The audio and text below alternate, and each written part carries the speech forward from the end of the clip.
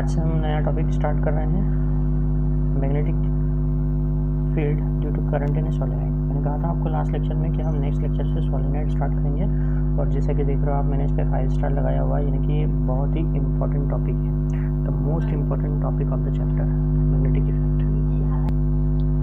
तो सबसे important topic है सोलेनोइड। एग्जाम में जैसे कि मैंने इलेक्ट्रिक करंट जो हमने चैप्टर पढ़ा था, इलेक्ट्रिसिटी जो चैप्टर पढ़ा था, उसमें ओम्स लॉ जितना इंपॉर्टेंट था है ना, उतना ही इंपॉर्टेंट है सोलेनोइड इस चैप्टर में, magnetic effect of electric current में। ठीक है, so now we will study magnetic field due to current in solenoid, या due to current carrying solenoid भी आप बोल सकते हो।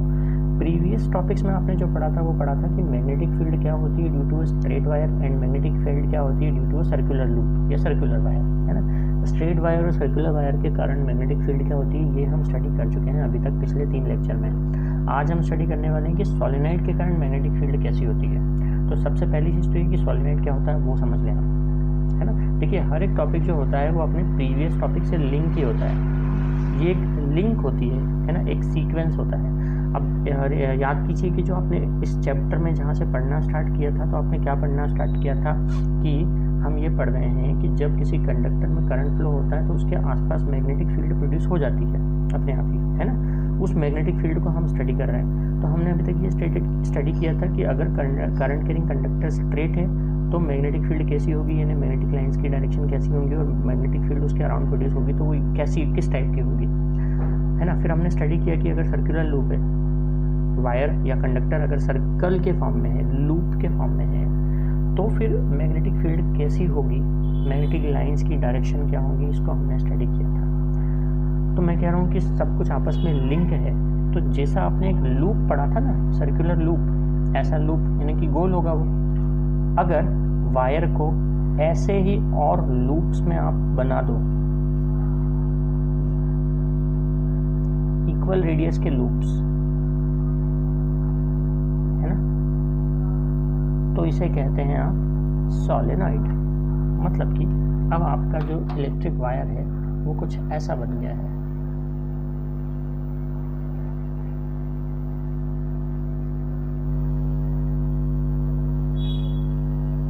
ऐसे, ठीक है। इसको थोड़ा सा समझा देते हैं, इस तरह से।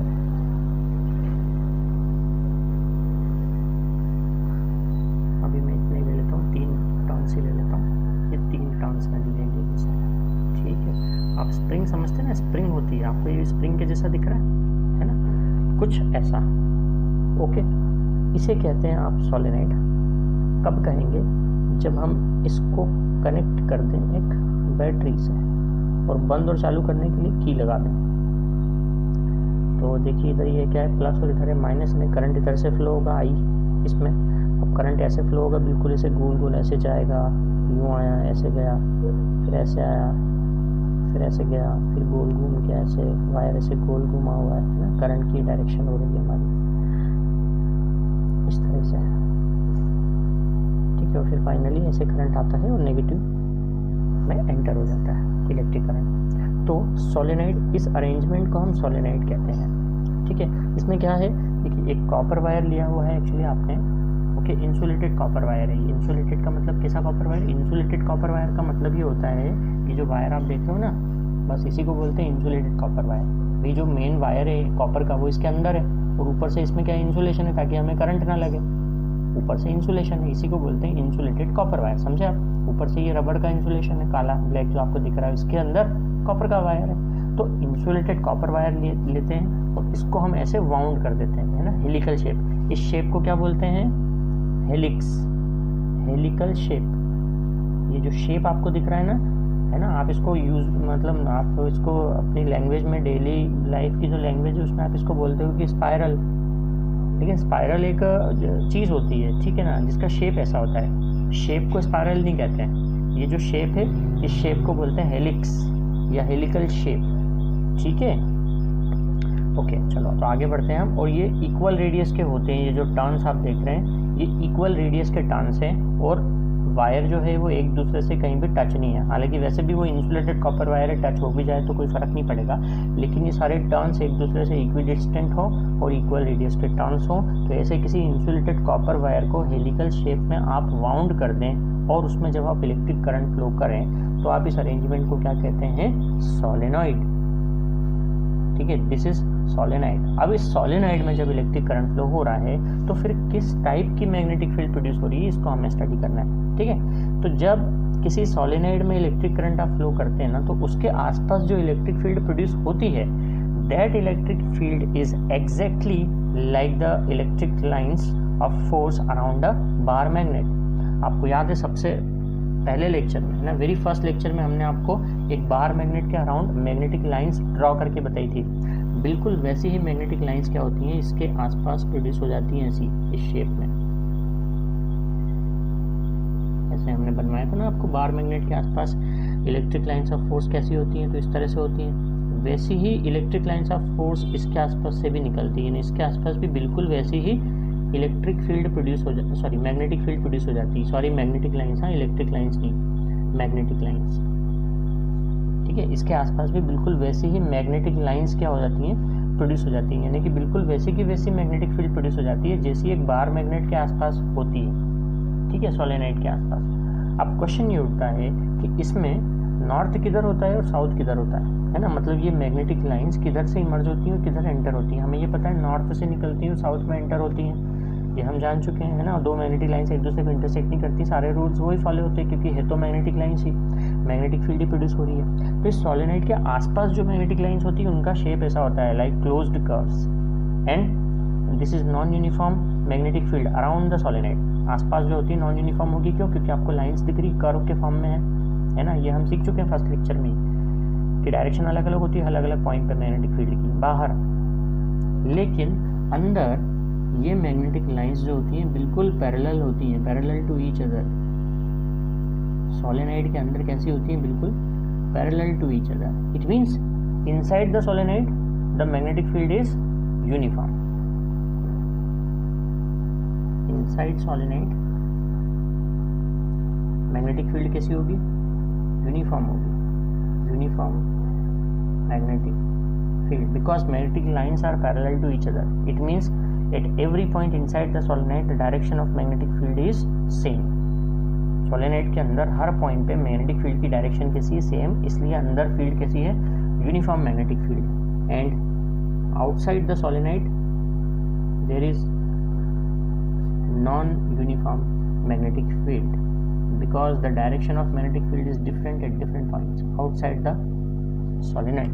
अब मैंने कहा था कि क्वेश्चन ये उठता है कि ये नॉर्थ किधर है, साउथ किधर है ना। तो आप इसके जस्ट पहले वाले लेक्चर में मैंने आपको बताया था क्लॉक फेस रूल, बताया था, उसको देखिएगा वापस से उस लेक्चर को। Clock face rule, clock face rule के अकॉर्डिंगली करंट जिस डायरेक्शन से, जहाँ से देखने पर आपको करंट की डायरेक्शन क्लॉकवाइज होती है ना, वो फेस कौन सा होता है, साउथ। और जिधर से करंट आपको एंटी क्लॉकवाइज डायरेक्शन में चलता हुआ दिखता है उसको आप क्या कहते हैं, नॉर्थ। वो फेस क्या बन जाता है, नॉर्थ फेस बन जाता है।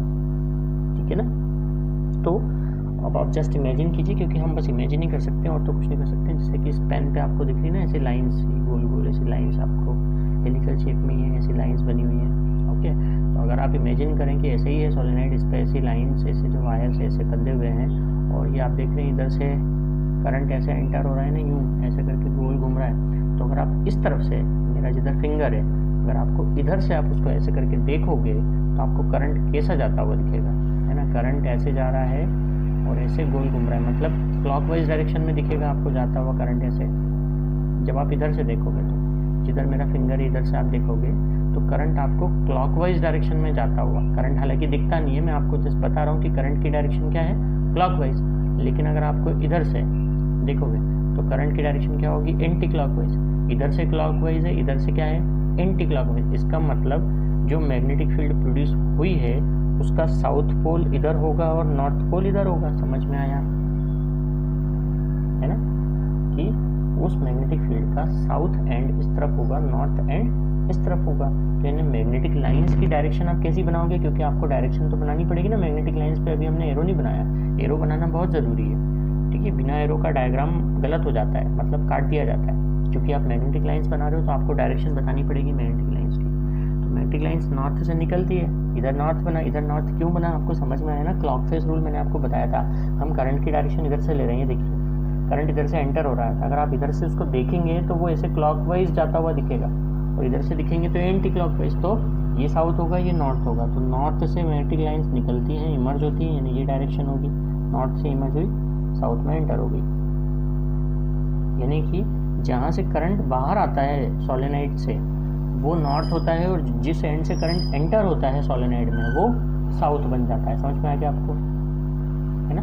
सोलेनोइड के अंदर करंट जिस एंड से एंटर हुआ था वो साउथ है, जिस एंड से बाहर निकला वो नॉर्थ बन गया है। समझ में आ गया ना आपको कि सोलेनोइड क्या है और उसके अराउंड मैग्नेटिक फील्ड कैसी होती है। It is just like the magnetic field around a bar magnet. ठीक है, अभी मैं आपको सिर्फ एक्सप्लेन कर रहा हूँ, फिर मैं आपको लिखवा दूंगा सब चीज़ें। तो अब इसका यूज़ क्या है, हम इसको कहाँ यूज़ कर सकते हैं। हाँ देखिए, सबसे क्या इंपॉर्टेंट चीज़ है इसमें, सोलेनोइड के अंदर खाली स्पेस है, ये वो वायर का ही तो है ना बना हुआ, जो गोल गोल हेलिक्स है, स्पायरल शेप जो आपको दिख रहा है, हेलिकल शेप, ओके, है ना। अंदर से तो वो क्या है, खाली है, कुछ भी नहीं उसके अंदर। अगर आप उसके अंदर सोलेनोइड के अंदर किसी मैग्नेटिक मटेरियल को रख दो, जैसे कि मैंने एक रॉड रख दी सॉफ्ट आयरन की, ये सॉफ्ट आयरन की एक रॉड है,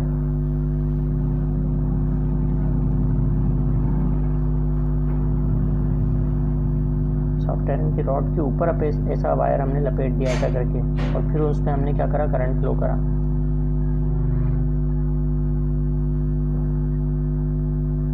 तो अंदर हम जानते हैं, अभी हमने बताया कि अंदर क्या होती है, यूनिफॉर्म मैग्नेटिक फील्ड प्रोड्यूस हो जाती है, यानी हर पॉइंट पे डायरेक्शन कैसी है मैग्नेटिक फील्ड की, एक जैसी यूनिफॉर्म है। तो ये जो आपकी सॉफ्ट आयरन रॉड है ये क्या बन जाएगी, मैग्नेट बन जाएगी, क्योंकि अंदर कैसी फील्ड है, यूनिफॉर्म मैग्नेटिक फील्ड है, और स्ट्रॉन्ग यूनिफॉर्म मैग्नेटिक फील्ड होती है मैग्नेटिक फील्ड। क्योंकि हमने ये देखा है, क्योंकि अगर आप ये सारे हटा दें तो आप देखोगे एक लूप है, लूप के सेंटर पे मैग्नेटिक फील्ड हमने फाइंड की थी लास्ट लेक्चर में। ठीक है, अब जितना ज़्यादा नंबर ऑफ टर्न्स होते हैं उतनी ज़्यादा क्या होती है, स्ट्रॉन्ग मैग्नेटिक फील्ड प्रोड्यूस होती है। तो यहाँ भी ये जो सोलेनोइड के अंदर magnetic field, uniform magnetic field produce हो रही है ना, वो उन्हीं फैक्टर्स पे डिपेंड करेगी जो मैंने आपको लास्ट लेक्चर में बताए थे। नंबर ऑफ टर्न्स, जितने ज़्यादा नंबर ऑफ टर्न्स होंगे उतनी स्ट्रॉन्ग मैग्नेटिक फील्ड होगी, और करंट की स्ट्रेंथ पे जितना स्ट्रॉन्ग करंट प्रोड्यूस होगा उतनी ज़्यादा स्ट्रॉन्ग मैग्नेटिक फील्ड प्रोड्यूस होगी। ठीक है ना। और रेडियस के इन्वर्सली प्रोपोर्शनल होता है, रेडियस के इन्वर्सली प्रोपोर्शनल होता है, मतलब अगर रेडियस जितनी कम है मैग्नेटिक फील्ड उतनी ज़्यादा होगी। मतलब ये जितना बड़ा होगा ना, चौड़ा होगा, तो मैग्नेटिक फील्ड उतनी कम हो जाएगी, ये जितना छोटा होगा मैग्नेटिक फील्ड उतनी ज़्यादा होगी। ठीक है, सोलेनोइड के अंदर। तो अगर हमने अंदर इस सोलेनोइड के अंदर कोई एक सॉफ्ट आयरन रॉड रख दी या कोई भी और दूसरा मैग्नेटिक मटेरियल रख दिया है, ठीक है, तो वो क्या बन जाएगा, वो मैग्नेट बन जाएगा, क्योंकि अंदर मैग्नेटिक फील्ड प्रोड्यूस हो रही थी। यानी कि यहाँ पे एक्चुअल में कोई मैग्नेट है ही नहीं, ना तो ये वायर मैग्नेट है, ना ये मैग्नेट है, ये तो आयरन की रॉड है। ठीक है, तो यहाँ कोई मैग्नेट है ही नहीं, लेकिन जैसे ही हमने करंट फ्लो किया ना, ये रॉड क्या बन गई, मैग्नेट बन गई। अब ये रॉड अट्रैक्ट करने लगेगी दूसरे मैग्नेट्स को या दूसरे मैग्नेटिक मटेरियल को, इसको बोलते हैं आप इलेक्ट्रोमैग्नेट, इसे ही कहते हैं आप इलेक्ट्रोमैग्नेट।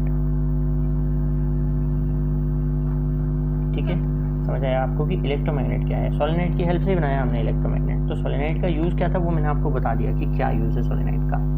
ठीक है, अब मैं सोलेनोइड की आपको डेफिनेशन लिख पा रहा हूँ।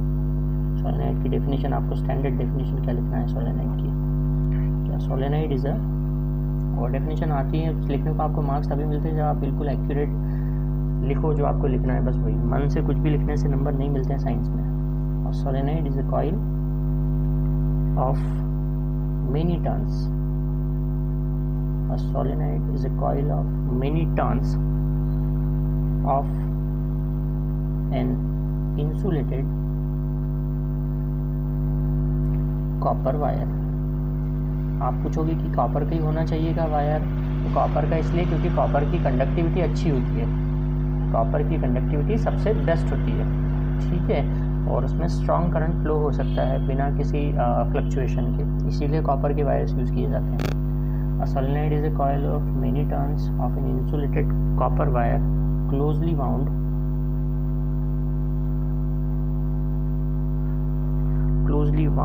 in the shape of tight spring. Okay, a solenoid is a coil of many turns of an insulated copper wire closely wound in the shape of tight spring. Diagram आपको ऊपर बनाई हुआ ये डायग्राम आप बिल्कुल बना लोगे सोलेनोइड का, है ना। ये इलेक्ट्रोमैग्नेट का डायग्राम है।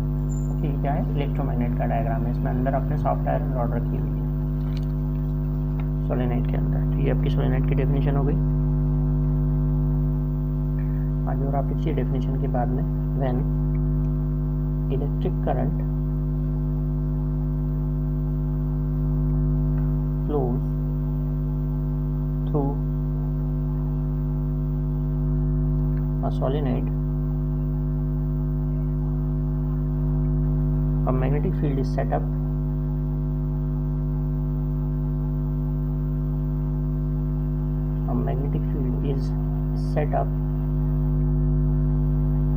around the solenoid,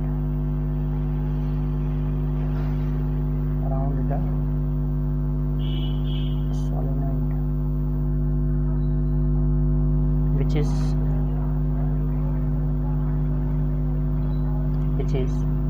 similar to the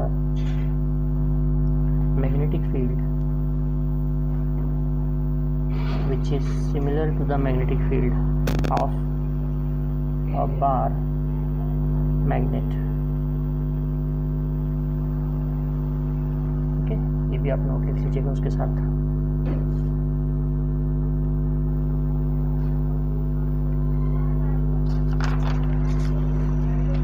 आगे लिखिएगा, one end of solenoid act as south pole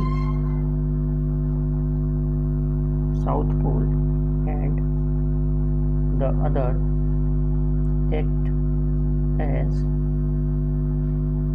north pole,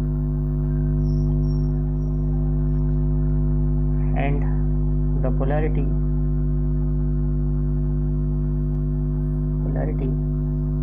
is described by clock-face rule. Polarity is described by clock-face rule.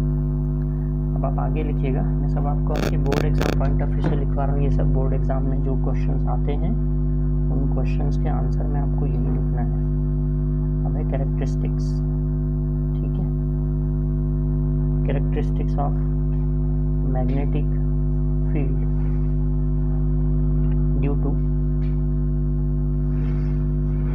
Solenoid. Magnetic field जो produce होती है solenoid के कारण, उसकी characteristics क्या होती हैं? Number 1, magnetic field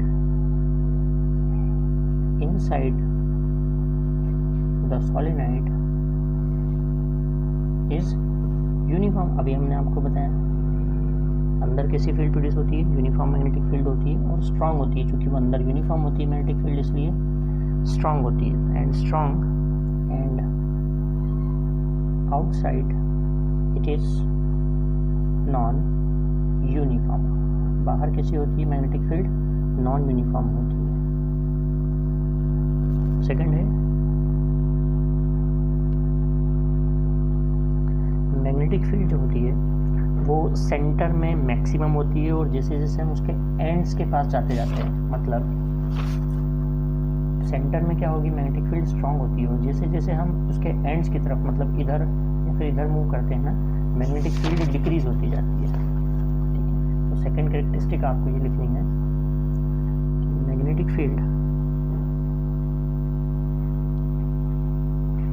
inside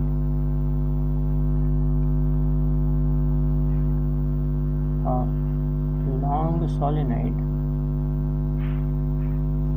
decreases as we move towards the ends,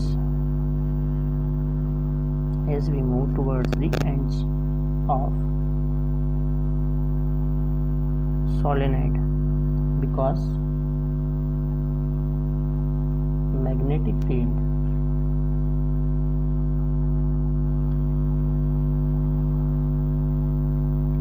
lines near the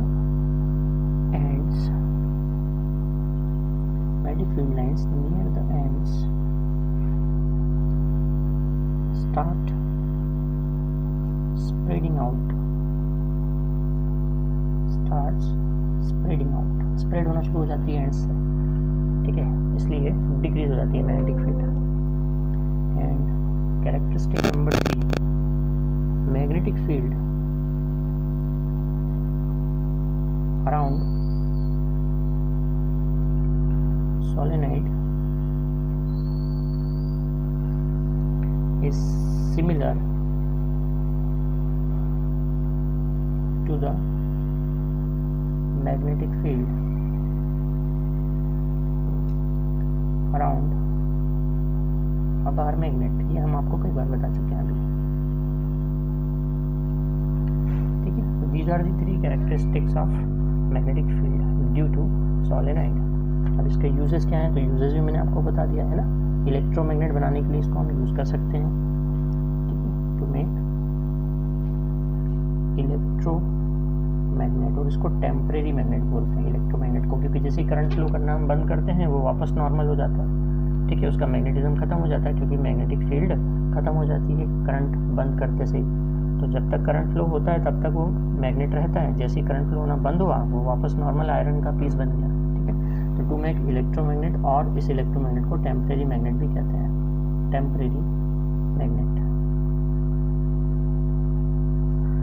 so this is the use, ठीक है। तो समझ में आया होगा आपको कि सोलेनोइड क्या होता है ना, उसके अराउंड मैग्नेटिक फील्ड कैसी होती है, उसकी कैरेक्टरिस्टिक क्या होती है मैग्नेटिक फील्ड की, ठीक है ना। ये टॉपिक इंपॉर्टेंट है, पूरा टॉपिक आता है, फिगर बनाने के लिए भी आता है, तो आप बिल्कुल फिगर भी बनाइएगा, और उसकी हर एक इम्पॉर्टेंट चीज़ मैंने आपको डिस्क्राइब कर दी, क्या क्या पूछा जा सकता है, ठीक है। नोट कर लीजिएगा इसको आप।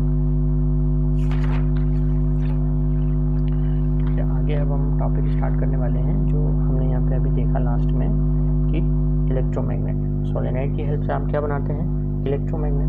तो इलेक्ट्रोमैग्नेट क्या है कि जब हमने सोलेनोइड में इलेक्ट्रिक करंट फ्लो किया, और सोलेनोइड के अंदर जब हम किसी मैग्नेटिक मटेरियल को रख देते हैं, जैसे कि आयरन पीस को हमने रख दिया, तो वो क्या बन जाता है, एक टेम्परेरी मैग्नेट बन जाता है, ठीक है। और वो मैग्नेट कब तक रहता है, जब तक उसमें इलेक्ट्रिक करंट फ्लो होता रहता है। जैसे ही करंट फ्लो हमने बंद किया तो मैग्नेटिक फील्ड खत्म हो गई, गायब हो गई, तो वो वापस जो पीस है वो फिर से क्या हो गया, आयरन का पीस बन गया, ठीक है ना।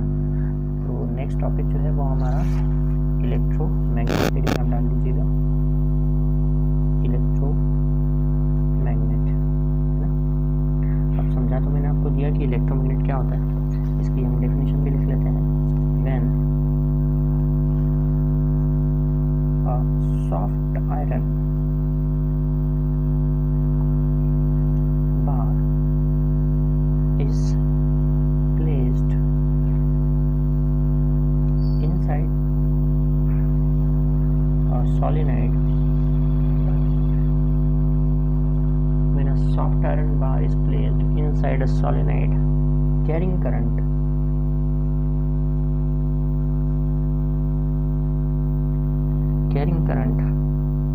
it becomes a magnet as long as current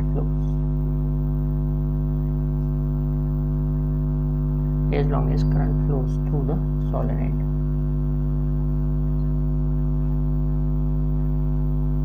ये मेरे साथ साथ आप लोग भी लिखते जाना, जैसे जैसे लिखते जा रहा हूँ ना मैं, आप भी अपने नोट्स में इसको लिखते जाना, तो आपको लर्न हो जाएगी ये चीज़। सिर्फ देखना नहीं है आपको, आप सिर्फ बैठे बैठे देखिएगा मत, इसको आप खुद अपने हाथ से लिखिएगा, पेन चलाइएगा। राइटिंग स्किल हमारी अच्छी होनी चाहिए, क्योंकि सिर्फ सुनते रहने से हमें समझ में तो आ जाता है, लेकिन जब लिखने का टाइम आता है तो हम उसको लिख नहीं पाते हैं, हम उनको वर्ड्स में कन्वर्ट नहीं कर पाते। इसलिए लिखना बहुत ज़रूरी है राइटिंग स्किल्स को अच्छा रखने के लिए। इसलिए आप लोग कॉपी में इसको लिखते जाइए कीजिएगा, सिर्फ सुना मत कीजिएगा। Flows through the solenoid, such a magnet is known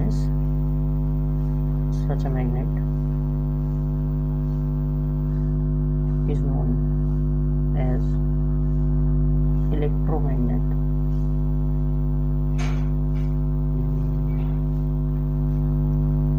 strength of electromagnet, अब इसकी स्ट्रेंथ कैसे इंक्रीज कर सकते हैं, तो जितनी ज़्यादा स्ट्रॉन्ग मैग्नेटिक फील्ड होगी, मैग्नेटिक फील्ड स्ट्रॉन्ग कैसे होगी, नंबर ऑफ टर्न्स बढ़ाने से, करंट बढ़ाने से, ठीक है। इससे क्या होगी, स्ट्रॉन्ग मैग्नेटिक फील्ड प्रोड्यूस होगी, तो इसकी स्ट्रेंथ भी क्या हो जाएगी, इंक्रीज हो जाएगी। तो आप नेक्स्ट पैराग्राफ में लिख सकते हैं कि strength of electromagnet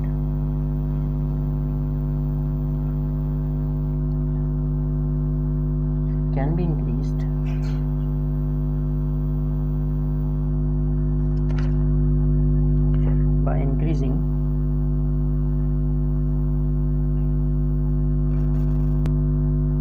by increasing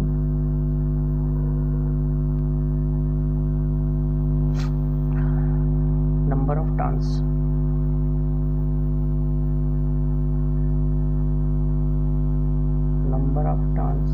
and electric current। ठीक है, तो अगर फैक्टर्स बोलें कि इलेक्ट्रोमैग्नेट की स्ट्रेंथ किन पे डिपेंड करती है, नंबर ऑफ टर्न्स और इलेक्ट्रिक करंट पे डिपेंड करेगी। इसके यूजेस क्या है इलेक्ट्रोमैग्नेट के, और कहाँ कहाँ यूज़ होता है इलेक्ट्रोमैग्नेट। तो जो कार्स के शोरूम होते हैं, अगर आपने टीवी वगैरह में देखे हो तो कार्स के शोरूम में क्या होता है, जहाँ मैन्युफैक्चर होती हैं कार्स, ओके, तो कई फ्लोर्स होते हैं जिसमें कार को ऊपर से नीचे या नीचे से ऊपर ले जाना होता है। उसकी जो बॉडी होती है उसकी जो बॉडी होती है वो आयरन की होती है ना। आयरन की इतनी हेवी बॉडी को नीचे से ऊपर ले जाना या किसी एक जगह से दूसरी जगह शिफ्ट करने में, अगर आप मैकेनिकल वर्क करेंगे यानी मैकेनिकली कुछ लोगों से उसको उठवाएंगे तो क्या होगा, बहुत ज़्यादा टाइम भी लगेगा और उसको उठा भी नहीं पाएंगे वो। तो इसलिए क्या होता है कि इलेक्ट्रोमैग्नेट्स का यूज़ किया जाता है ना। इलेक्ट्रोमैग्नेट्स के यूज़ की हेल्प से क्या होता है कि बहुत बड़े आयरन के पीसेस को अगर मैग्नेट बना दिया जाए और फिर तो क्या होगी, वो बॉडी उससे चिपक जाएगी और उसको लिफ्ट करके आप कहीं भी प्लेस कर सकते हो जहाँ आपको प्लेस करना है ना। तो इसका पहला यूज़ क्या है, यही है, to lift heavy iron pieces and in electric bell, जो हमारे घरों में बेल होती है ना, जिसे हम प्रेस करते हैं बटन, बेल बजना स्टार्ट हो जाती है, उसमें भी इलेक्ट्रोमैग्नेट ही यूज़ होता है। ये क्लास 8th में भी आपने पढ़ा होगा, उसका डायग्राम भी पढ़ा होगा। Electric bell, horn, telephone in telephone also electromagnet का यूज़ होता है। Telephone receiver, microphones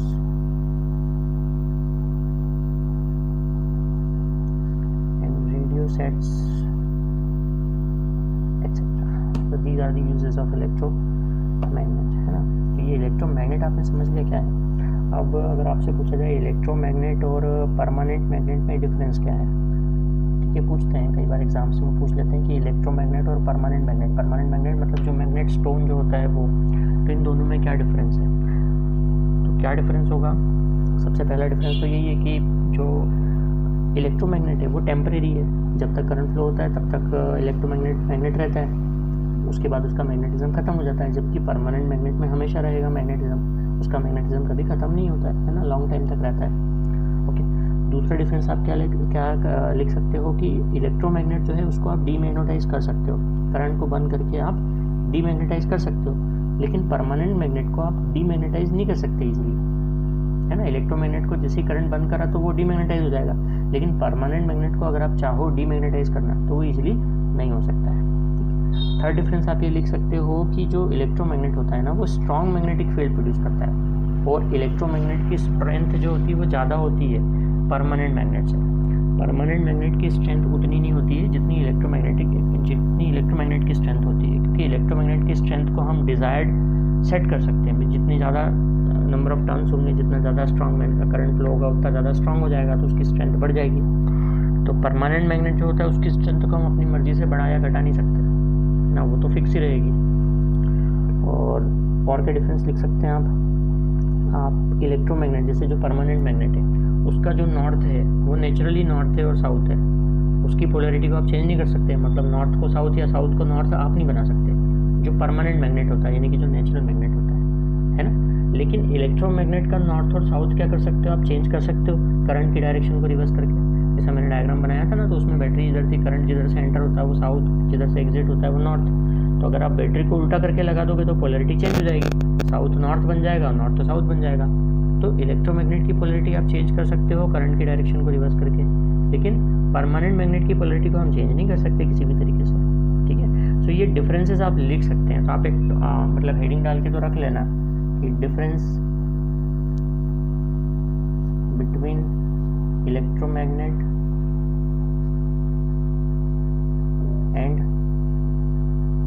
permanent magnet. तो जो मैंने आपको डिफरेंसेस बोल के बताया वो डिफरेंसेस आप नोट कर लेना कॉपी में, ठीक है। तो छोड़ना मत, आप ऐसा लिख के छोड़ मत देना, आप अपनी कॉपी में नोट कर लेना जो मैंने आपको डिफरेंसेस बताया वो, ठीक है।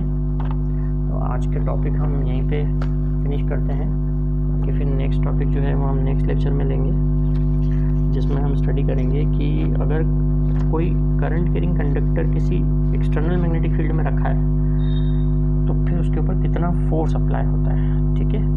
अब हम पढ़ेंगे नेक्स्ट लेक्चर में कि फोर्स कितना अप्लाई होता है अगर कोई करंट कैरिंग कंडक्टर किसी एक्सटर्नल मैग्नेटिक फील्ड में रखते हैं। अभी तक हमने खाली ये पढ़ा था कि कंडक्टर में करंट फ्लो करेंगे तो मैग्नेटिक फील्ड प्रोड्यूस हो रही है उसके आसपास। तो उसी कंडक्टर को जिसमें करंट फ्लो हो रहा है बाहर किसी एक्सटर्नल मैग्नेटिक फील्ड में रख दें तो फिर दोनों मैग्नेटिक फील्ड में इंटरेक्शन होगा एक दूसरे के बीच में, तो ऑब्वियसली फोर्स लगेगा, है ना। तो कितना फोर्स अप्लाई होता है उस फोर्स को हम स्टडी करेंगे नेक्स्ट लेक्चर में।